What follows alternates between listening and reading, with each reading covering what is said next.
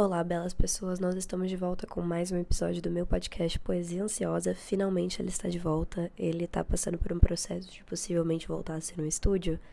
Que saudade, foi um projeto muito incrível quando era lá. E dentro dessa possibilidade eu tava passando por alguns ajustes, mas eu decidi que não valia a pena até eu conseguir fazer esses ajustes, deixar sem episódio pra vocês esse projeto tão incrível aqui que eu tenho. É muito esquisito começar um episódio desse jeito, porque parece que eu tô entrando numa cena daqueles filmes que tem alguém que tá passando por algum problema com alcoolismo e eles estão entrando naqueles encontros de AA, sabe? E aí, tipo, tem alguém sentando numa cadeira e aí alguém vira e fala Hi, my name is Jace and I'm an alcoholic. É exatamente assim que eu tô sentindo o começo desse episódio. Tô nervosa. Primeiramente, se você tá ouvindo isso aqui no Spotify, não esquece que tem episódios no YouTube. E se você tá vendo isso aqui no YouTube, não esquece que tem todos os episódios no Spotify também. Se você quiser dar play por lá, ouvir enquanto tá na academia, ou começar aqui pelo YouTube e terminar por lá, ou ver nos dois, deixa um like nos dois, me ajuda muito. E lembrando vocês também que eu me formo esse ano, então assim, a gente tá muito perto de eu poder focar muito em fazer mais episódios e coisas assim que eu amo, então vamos lá. Eu queria começar esse episódio dizendo que eu sei que foi uma introdução um pouquinho mais longa, mas é difícil falar sobre isso, que eu já vivi uma situação meio situationship, que é aquela coisa bem Carrie Big, de existe algo que não tem um nome, não tem um rótulo, mas você tem algo com alguma pessoa. E o meu caso foi um pouco diferente quando eu vivi isso dos casos que eu via das pessoas, porque pra mim sempre foi muito simples. A equação humana do amor sempre foi simples pra mim. Eu namorei uma vez na vida, e a vez que eu namorei na vida foi muito simples. Tipo, a gente começou a se gostar, a gente começou a namorar, e foi isso. Foi tipo simples. Só que eu era mais nova, o cara era mais velho. E, tipo assim, um timing bateu. Eu nunca tinha namorado. Ele foi um ótimo primeiro namorado. A gente é amigos até hoje. Eu terminei, deu tudo certo. Foi de boa, entendeu? Eu sempre tive uma inteligência emocional legal. Eu sempre trabalhei isso na terapia. Sempre foi algo que minha terapeuta me elogiou muito, que eu tinha inteligência emocional pra lidar com as pessoas. Então, assim, eu nunca tive muitas vivências também. Mas aí eu vivi uma situação de situationship, de algo, dessa coisa que não tem um nome, mas é algo. E eu sei que eu já disse isso várias vezes aqui, mas eu considero quase muito pior que nada. Eu acho que ser quase algo, ou ser quase pra alguém, é muito mais frustrante do que ser um inteiro não. Quando você é um quase, você transforma toda a experiência do seu ser em relacionar-se com alguém com uma imperfeição sua que você não consegue apontar. O quase é um sentimento que te deixa muito incompleto, que te deixa muito insuficiente.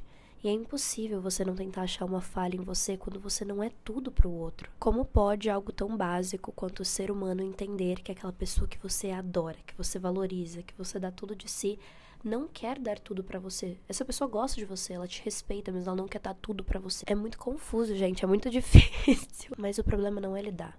O problema não é lidar com essa situação. Lidar é fácil, difícil é entender, e nós seres humanos precisamos entender. Quando algo faz sentido, é muito simples, e eu digo isso porque todos os casos que eu conhecia de situationship, entre muitos parênteses, eram muito simples. Era um caso de duas pessoas e alguém que não queria abrir mão da suposta liberdade que existia em si. Então era aquela pessoa que, gosto da fulana, mas não quero abrir mão da minha liberdade. Pessoa certa, momento errado. E isso pra mim é compreensível. Essa pessoa gosta mais da liberdade dela do que ela gosta de você. Isso é fácil pra mim de entender.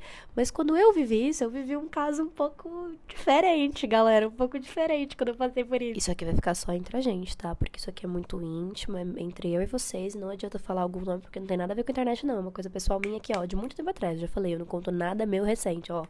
Nada a ver, tá? Mas a situação era diferente porque os dois abriram mão da liberdade. Os dois estavam, eu e a pessoa que eu vivi isso, meio que exclusivas. Então era uma situação de duas pessoas ficando como se estivessem namorando, mas sem namorar. Então assim, não tinha um rótulo, era um nada. E que coisa maluca ser um nada pra alguém, porque assim, é tudo, é todo o resto, só que sem ser algo. E o que te impede de ser esse algo? Eu lembro que quando eu vi Sex and the City, eu fiquei muito fascinada com a situação da Carrie do Big, porque eu ficava olhando e falando assim, cara, como é que essa mulher se propõe a passar por isso, por esse cara que não quer nada com ela? E é frustrante, porque quanto mais velho você fica, mais você entende que, assim, você passaria assim por isso. Que desumano virar e falar pra sua amiga, eu nunca me botaria nessa situação. Você se botaria sim, você só nunca foi apaixonado por alguém. Eu nunca passaria por isso. Você já passou, tu já passou por pior. Tu já passou por pior coisa. Tu já se humilhou por mais que isso. Que desumano virar pra tua amiga que tá ali sofrendo, com dor, tentando entender algo que é incompreensível pra ela e pra todos os seres humanos que estão passando por essa merda de situação amorosa há séculos. E eu digo isso porque 500 dias com ela pra mim é sobre isso. No caso a Summer, que é a não sei o que, não sei o que lá. E eu odeio o final de 500 dias com ela, porque no final a Summer simplesmente vira pra ele e fala: um dia eu acordei e eu tive certeza com aquele cara do que eu nunca tive com você.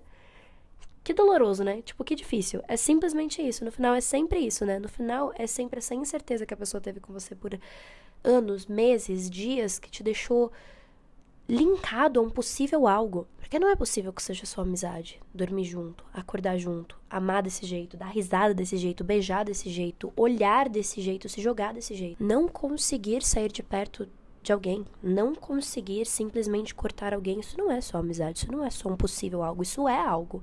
O que é isso? Aparentemente a gente, como seres humanos, não consegue decidir. Mas aí, gente, entra num ponto importante, né? Porque no final de 500 dias com ela, a Summer vira e fala: um dia eu estava ficando com esse cara e eu tive certeza do que eu nunca tive com você.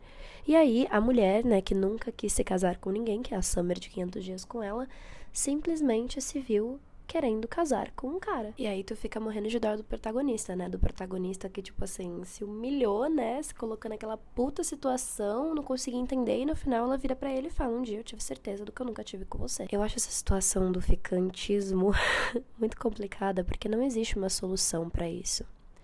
Eu já li tanto livro, sabe? E parece que... Até porque a palavra ficante não tem fora do Brasil, né? Meio que uma situação nossa. Esse termo... É engraçado isso pra você ver como que é uma futilidade humana. Porque tem lugar que não tem a palavra namorado. Tem lugar que não tem a palavra ficante. Tem lugar que não tem a palavra ficando. Tem lugar que não tem a palavra relacionamento. É tão humano. É uma construção humana de uma palavra pra gostar de estar com alguém. E no final, estar com alguém é uma mistura de fatores da cabeça, com sociais, com humanos. É difícil de explicar. Mas vamos lá, deixa eu abrir um pouquinho mais sobre mim, porque eu sinto que quando eu abro um pouco sobre mim, como eu sou muito fechada, por incrível que pareça, vocês conseguem entender um pouco mais. E eu acho que fica também um pouco mais humanizado, né? Quando eu passei por isso, eu não consegui entender.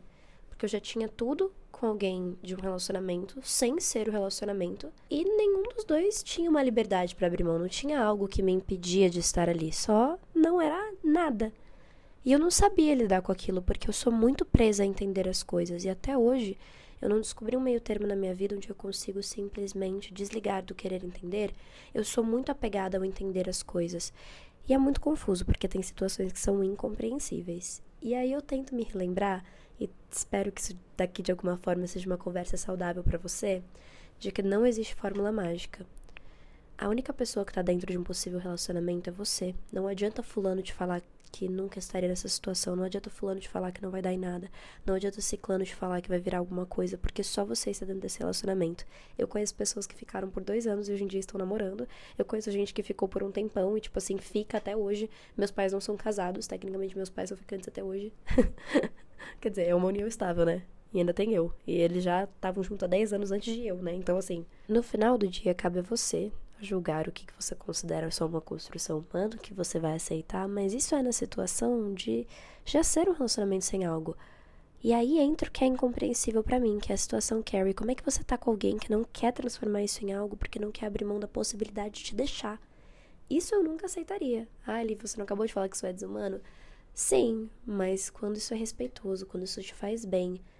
Agora, quando a gente aceita o mínimo só pela possibilidade de não ter que perder alguém, porque a gente tem medo de estar sozinho, porque o estar com alguém é melhor do que não ter nada, sendo que, detalhe, tudo que você é pra esse alguém é o conforto de ter pra onde voltar no final da noite, é doideira, mas tem gente sim que pode gostar do seu afeto, dormir do seu lado, querer estar com você, querer tudo de conforto que está envolto em ter um relacionamento com você, sem querer nada com você, porque você é confortável. Estável, você é estável pra essa pessoa, e até que ponto ser estável é uma coisa agradável? Eu não quero ser estável pra ninguém.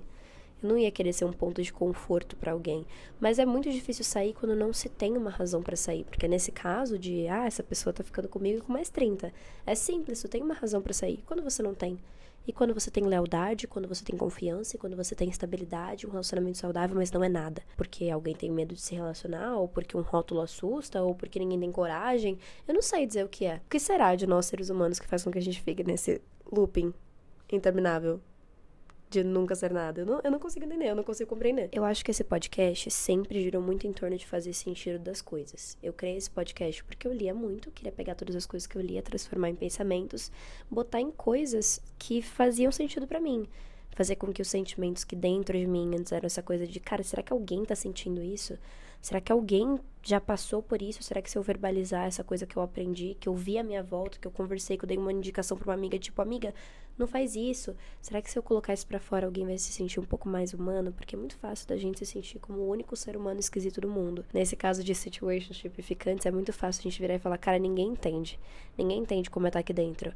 Eu entendo, tá? Todo mundo entende. No final do dia, a gente consegue muito bem excluir todos os momentos de insegurança, de talvez por causa de um momento bom. A gente é incrivelmente bom em apagar as pequenas coisas por causa do momento ruim. Não é que você está sendo tratada mal, é que os momentos em que você é tratada bem pra você são maiores que o momento em que você é tratada mal. Aqueles 5 minutos de amor, eu escrevi um poema uma vez, quem me segue há muito tempo vai saber, mas ele chamava 5 Seconds of Love, e é sobre você ser apegado. Eu escrevi esse poema em 2021, tá? Isso aqui é um assunto antigo. É sobre você ser apegado nesses 5 segundos de amor muito profundo que você recebe de alguém, mas no final do dia, esses 5 segundos de amor são muito menos do que os 10 dias que você passou chorando. Cabe a você ver o que você banca, o que você não banca. Eu cheguei a uma conclusão que nem todas as pessoas que a gente se relaciona precisam ser o amor da nossa vida. Fiz um vídeo que chamava Se Acalme, que era um pouco sobre isso. Mas assim, eu lembro que uma vez eu fiquei obcecada por um menino, Lucas Barros, se assistir esse episódio ele vai saber. Mas eu virava pro Lucas Barros e falava assim, Lucas, eu nunca vou ter nada com esse menino, mas eu tô obcecada e é só um momento e vai passar. E tipo assim, 3 meses depois eu virei pro Lucas e falei, Lucas, eu não te falei que isso ia acontecer? E era tipo um momento que eu tinha que viver e que fazia sentido pra mim viver. E que foi uma memória que tipo me ensinou algumas coisas. Ai, um dia se eu tiver coragem eu conto essa história, mas essa aqui foi nada a ver, tá? Essa história aqui foi nada a ver. Foi nada a ver. Foi nada a ver mesmo. Essas vivências que a gente vive com alguém, não que seja um amor de verdade, mas essas coisas de gostar de alguém e se deixar viver isso, são igualmente importantes pra formação de caráter. Dando certo ou dando errado, elas são importantes pra formar quem a gente é. O problema é só quando a gente olha de fora e fala, beleza, isso aqui vai ser um ciclo interminável que não vai me levar a lugar algum. E aí isso me causa um pouco de desespero, do sentimento de, tipo, jogar 1 ano, 2 anos, 3 anos da minha vida fora. Eu vejo que tem gente que faz isso me desespera. A Carrie e o Big me fascinam porque no final do dia eles ficaram juntos e quase que faz sentido pra mim, sabe? Vendo o Sex and the City mais velha, eu conseguia ver as atitudes do Big e eu conseguia ver o porquê que a Carrie caía. Se você nunca assistiu Sex and the City, isso aqui não vai fazer sentido nenhum pra você. Mas só fica aqui comigo, tá? Uma das coisas que eu acho que as pessoas não entendem é que a gente trata a Carrie como se fosse a maior idiota do mundo, mas o Big tava indo atrás dela enquanto ele era casado. Mas o Big falava que não queria, depois deixava flores no apartamento dela. Tipo, tem uma série de coisas. Só que assim, pra mim o ápice da Carrie e do Big é a situação Paris. E aí ele volta noivo. Tipo, pra mim ali é tudo que a Carrie precisava saber. Não era o timing dele, não era que ele não queria um relacionamento, ele não queria ela. Entendeu? Ai, tá bom que no final eles acabam juntos, não sei o que, não sei o que lá, e vai tomar no cu também. Aí não sei explicar, entendeu? Acho que essa é a questão. Esse podcast gira muito em torno de eu tentar e de eu conseguir explicar as coisas, fazer elas fazerem sentido pra mim. E isso não faz sentido pra mim. Ficante não faz sentido pra mim. Situationship não faz sentido pra mim. Esse aqui é um episódio de, meu Deus, o que a gente tá fazendo? Eu não sei, gente, eu não sei qual que é a solução. Tem pessoas que são a favor do corte. Corte, manda embora, não vai dar em nada. Eu não sou a favor, porque não tem como você saber. E nem todo mundo que você se relaciona precisa ser o amor da sua vida. Você não precisa deixar de ficar com alguém só porque isso não vai virar nada. Às vezes o maior problema disso não virar nada é a sua expectativa. Não quer dizer que você não faça bem pra alguém e alguém te faça bem.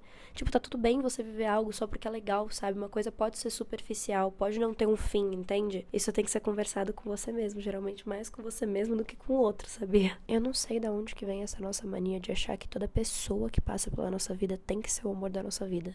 Porque senão é errado, porque senão é tóxico e é doido.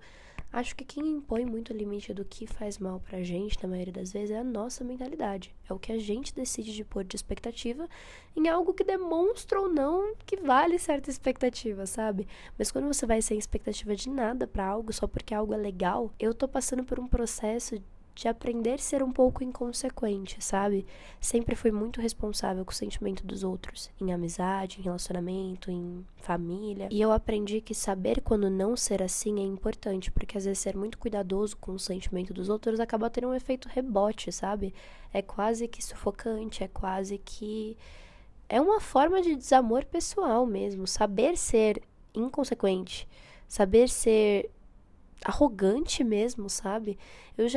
Pessoas já me chamaram de arrogante, de rude, de só olho pro próprio umbigo, de chata, de uns cacete a 4, enquanto eu tava extremamente preocupada com o bem do outro, com o que o outro achava, com o outro estar feliz, com ser amiguinha do outro. Então, nesse ponto, eu acho que uma das coisas que eu descobri é que eu tinha que aprender, sim, a ser individualista, a ligar pros meus sentimentos, a ver o que é legal pra mim e a não me dar o trabalho. Mas fulano vai achar que eu não tô me esforçando. Primeiro que as pessoas ligam muito menos do que a gente acha que elas ligam. A gente só acha que as pessoas pensam demais, mas as pessoas são muito centradas nelas mesmas. E segundo que é necessário pra nós, como seres humanos, saber quando ser egoísta. E esse é um processo difícil que eu tô aprendendo ainda, mas eu acho que a primeira coisa pra tentar entender essa maluquice do ficantismo, saber se você vai embora, se você fica, de entender se isso vai dar em nada ou não, é saber que toda situação é individual. Ninguém tá vivendo um momento bom junto com você, só você.